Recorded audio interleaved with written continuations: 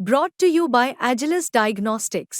Health test की बात आती है तो मैं भरोसा करता हूँ India largest diagnostics company Agilus diagnostics. खुद को टेस्ट करते रहो। महाराष्ट्र विधानसभा चुनाव से पहले ही बीजेपी को एक के बाद एक कई झटके लग रहे हैं। ये झटका कोई और नहीं दे रहा बल्कि चाचा भतीजे ही दे रहे हैं। महायुति गठबंधन में शामिल अजित पवार के एनसीपी और एमवीए से शरद पवार दोनों मिलकर बीजेपी को झटके पे झटका दिए जा रहे हैं। बीजेपी के पहली लिस्ट से नाराज नेताओं का पार्टी छोड़ने का सिलसिला लगभग शुरू हो गया है। नवी मुंबई के बीजेपी नेता और पूर्व विधायक संदीप नायक 22 अक्टूबर को शरद पवार के नेतृत्व वाले राष्ट्रीय कांग्रेस पार्टी यानी एनसीपी शरद चंद्र पवार में शामिल हो गए। संदीप नायक की बेलापुर के विधानसभा चुनाव लड़ने की संभावना जताई जा रही है और इस सीट से बीजेपी ने अपनी मौजूदा विधायक मेधा मातुरे को चुनावी मैदान में उम्मीदवार बनाया है। कहा जा रहा है कि संदीप नायक बेलापुर से टिकट लड़ना चाह रहे थे, लेकिन बीजेपी की पहली लिस्ट में 99 उम्मीदवारों में उनका नाम नहीं आने के कारण वह नाराज हो गए।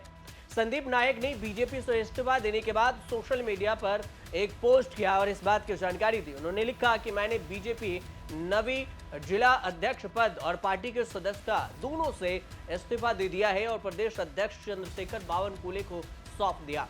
मैं बीजेपी का मुझ पर भरोसा जताने के लिए आभार व्यक्त करता हूं। संदीप नायक के पिता और पूर्व मंत्री गणेश नायक को बीजेपी ने एरोली विधानसभा सीट से एक बार फिर से उम्मीदवार बनाया है। उनका नवी मुंबई क्षेत्र में वर्षों से काफी प्रभाव रहा है। 2019 के विधानसभा चुनाव में बीजेपी के टिकट पर संदीप नायक के पिता गणेश नायक ने एनसीपी प्रत्याशी को मात देकर जीत हासिल की थी। बीजेपी ने इस बार भी गणेश नायक पर अपना भरोसा जताया और प्रत्याशी बनाया है। माना जा रहा है कि बीजेपी ने जूनियर नायक को लेकर गणेश नायक पर दबाव बनाया था, लेकिन वो अपने बेटे को नहीं मना पाए। इसके बाद अब उन्होंने एनसीपी शरद पवार गुट का दामन थाम लिया है। अब अगर शरद पवार गुट जूनियर नायक को बेलापुर से टिकट देते हैं तो बीजेपी को कड़ी चुनौती मिल सकती है। वहीं दूसरी तरफ बीजेपी नेता और महाराष्ट्र के पूर्व मंत्री हैं राजकुमार बडोले और इन्होंने अजित पवार की पार्टी का दामन थाम लिया। एनसीपी में अजित पवार, प्रफुल्ल पाटिल और सुनील तटकरे ने उनका स्वागत किया। विधानसभा चुनाव में उन्हें टिकट मिलना लगभग तय माना जा रहा है। महाराष्ट्र की अर्जुनी मोरेगांव विधानसभा सीट से बडोले 2 बार विधायक रहे हैं। गोंदिया इलाके में इनका प्रभाव माना जाता है और क्या इस बार जीत पाएंगे? जब ये सवाल उनसे किया गया तो उन्होंने दावा किया कि बहुत बड़े मार्जिन से हम इस बार जीतेंगे। वहीं अगर भीड़ जिले की बात करें तो भीड़ जिले में बीजेपी के नेता राजेंद्र मस्के ने टिकट नहीं मिलने से इस्तीफा दे दिया। मस्के भीड़ बीजेपी जिला अध्यक्ष के जिम्मेदारी संभाल रहे थे। मस्के काफी समय से बीजेपी में सक्रिय थे और वह भीड़ जिला प्रभारी भी रह चुके हैं। इससे पहले वह जिला परिषद के उपाध्यक्ष थे और बीजेपी की पहली सूची में टिकट उनको नहीं मिला, इसलिए राजेंद्र मस्के ने भी इस्तीफा दे दिया।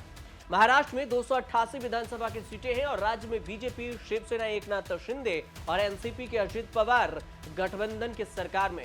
2019 के चुनाव में बीजेपी ने सबसे ज्यादा 105 सीटें जीती थी और वर्तमान में बीजेपी के पास 103 विधायक हैं। शिवसेना शिंदे गुट के पास 40 विधायक और एनसीपी अजित पवार के पास 43 विधायक हैं। महाराष्ट्र की 288 विधानसभा सीटों पर एक चरण में 20 नवंबर को वोटिंग होनी है और 23 नवंबर को इसके परिणाम घोषित किए जाएंगे। अजित पवार की पार्टी महायुति का हिस्सा है और जिसमें एकनाथ शिंदे और बीजेपी भी शामिल है। अब देखना यह होगा कि चुनावी नतीजे आने से पहले और चुनाव होने से पहले जितने भी नेता पार्टी छोड़कर, बीजेपी छोड़कर दूसरे दल में जा रहे हैं, इसका क्या कुछ प्रभाव पड़ेगा महायुति पर? क्या आने वाले चुनाव में कुछ इसका असर देखने को मिलेगा या फिर बीजेपी को इससे फर्क नहीं पड़ेगा? ये सब पता चलेगा 23 नवंबर को, जब महाराष्ट्र के चुनावों की गिनती होगी, वोटों की गिनती होगी, परिणाम पता चलेगा। तब पता चलेगा कि आखिर किसके सिर पर ताज सजा है। फिलहाल आप देखते रहिए न्यूज़ तक।